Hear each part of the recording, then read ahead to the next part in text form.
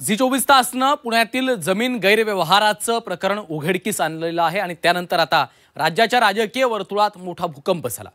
पार्थ पवारांच्या या गैरव्यवहार प्रकरणावर आधी सुप्रिया सुळे नंतर शरद पवारांनी देखील आपली भूमिका मांडली होती।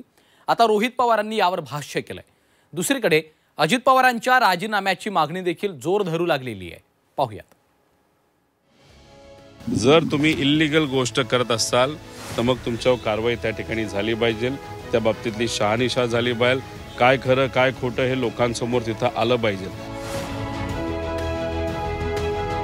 झी 24 तासनं उघडकीस आणलेल्या पुणे जमीन गैरव्यवहाराच्या बातमीवर आधी सुप्रिया सुळे आणि नंतर शरद पवारांनी आपली भूमिका मांडली होती। आता आमदार रोहित पवारांची देखील प्रतिक्रिया समोर आली आहे। रोहित पवारांनी थेट पार्थ पवारांना कानपिचक्या लगावल्यात। नेत्यांचे नातेवाईक जरी असले तरी चुकीचं काम करणाऱ्यांवर कारवाई झालीच पाहिजे अशी भूमिका रोहित पवारांनी घेतली आहे। तर जे सत्य आहे ते लोकांसमोर आलं पाहिजे असं देखील रोहित पवार यांनी म्हटलंय। तुम्ही कुठलीही गोष्ट इल्लीगल करत असाल मग तुम्ही सत्तेतल्या नेत्यांची नातेवाईक असू द्या, विरोधातल्या नेत्यांचे नातेवाईक असू द्या, नाहीतर व्यावसायिक असू द्या, नाहीतर तुमचं सरकारशी कुठेही घेणं देणं नाही। जर तुम्ही इल्लीगल गोष्ट करत असाल तर मग तुमच्यावर कारवाई त्या ठिकाणी झाली पाहिजे। त्या बाबतीतली शहानिशा झाली पाहिजे। काय खरं काय खोटं हे लोकांसमोर तिथं आलं पाहिजे।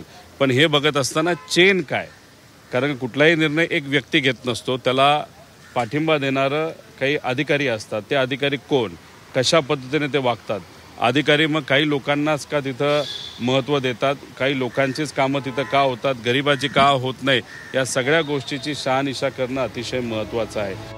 झी 24 तासनं हे प्रकरण बाहेर काढल्यानंतर सुप्रिया सुळेंनी पार्थ पवारांची पाठराखण केली होती। पार्थ पवार चुकीचं काम करू शकत नाहीत असा विश्वास असल्याचं सुळेंनी म्हटलं होतं। यावरही आता रोहित पवारांनी भाष्य केलंय।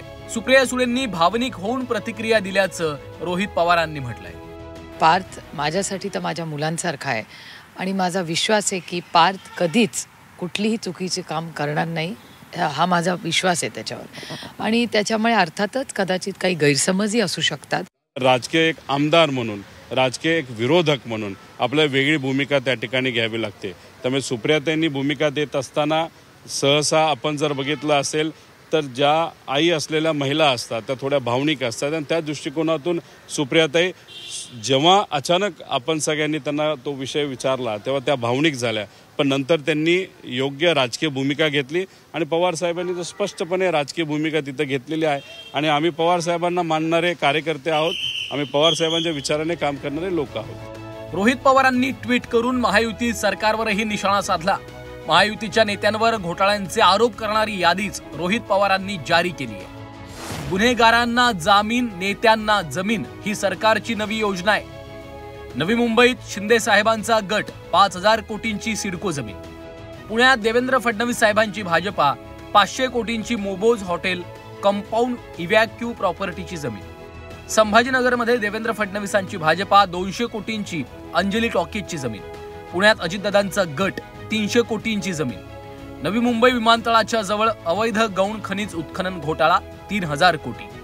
हाच धागा पकडून शिवसेना ठाकरे पक्षानेही आरोप केलेत। झी 24 तासनं पार्थ पवारांच्या जमीन गैरव्यवहाराचं प्रकरण उघडकीस केल्यानंतर अशा अनेक जमिनी पुण्यात लाटल्याचा आरोप सचिन अहिर यांनी केला आहे। पुणे जिल्ह्यामध्ये विशेषतः शहरामध्ये असे अनेक प्रकल्प आणि अनेक जागा ह्या वेगवेगळ्या लोकांनी वेगवेगळ्या माध्यमातून घेण्याचं काम केलेलं आहे। ते सत्ताधारी आहेत, ते राष्ट्रवादी पक्षाचेच नाही इतर पक्षाचे पण आहेत। अशा ज्या गोष्टी आहेत त्याचाही देखील व्हाईट पेपर त्यांनी काढलं पाहिजे की आत्तापर्यंत गेल्या 2.5-3 वर्षामध्ये कोणाला जमिनी दिल्या, काय दिल्या, कशा दिल्या, कुठच्या नियमामध्ये दिल्या आणि काय निकष तुम्ही वापरलेले आहेत, या सर्व गोष्टीचा विचार तुम्ही करा। ओबीसी नेते लक्ष्मण हाके यांनीही या वादात उडी घेतली आहे। पार्थ पवारांनी सरकारची फसवणूक केल्याचा आरोप हाकेंनी केला। उद्या ते विधान भवनही नावावर करून घेतील असा हल्लाबोल ओबीसी नेते लक्ष्मण हाकेंनी केलाय। तर अजित पवार यांनी पदाचा गैरवापर केला असून त्यांनी उपमुख्यमंत्री पदाचा राजीनामा द्यावा अशी मागणी देखील हाकेंनी केली आहे। महाराष्ट्राच्या उपमुख्यमंत्र्याच्या सुपुत्रांनी या महाराष्ट्रामध्ये खूप मोठा पराक्रम केलेला आहे। मुंबई सरकार, महाराष्ट्र सरकार आणि पशुसंवर्धन विभाग असं शासनाच्या नावावर असलेले उतारे या सुपुत्रांनी आपल्या स्वतःच्या कंपनीच्या नावावर केलेले आहेत। हेच पार्थ पवार उपमुख्यमंत्र्याचा मुलगा उद्या महाराष्ट्राचं विधान भवन सुद्धा आपल्या नावावर करू शकतो। अजितदादा पवारांनी आपल्या पदाचा गैरवापर केलेला आहे। अजितदादा पवारांना आपल्या पदावर राहण्याचा कुठलाही नैतिक अधिकार नाही। त्यामुळं अजितदादा पवारांनी आपल्या उपमुख्यमंत्री पदाचा पहिल्यांदा राजीनामा दिला पाहिजे। आणि अजून एक मला असं म्हणायचं आहे की अजितदादा पवारांचं एक गुडबुक आहे, ज्याला स्लॅम बुक असं म्हणतात। त्या गुडबुकमध्ये अजितदादा पवार या महाराष्ट्रामध्ये पर्यायी शासन चालवतात। या अजितदादा पवारांच्या गुडबुकमध्ये कॉन्ट्रॅक्टर आहेत की विशिष्ट कॉन्ट्रॅक्टरनाच फक्त कॉन्ट्रॅक्टर दिलं जातं। झी 24 तासनं पुण्यातील कोरेगाव पार्कातील या जमीन गैरव्यवहाराचा पर्दाफाश केला। पार्थ पवार यांच्या कंपनीकडनं झालेला हा गैरव्यवहार झी 24 तासनं समोर आणला।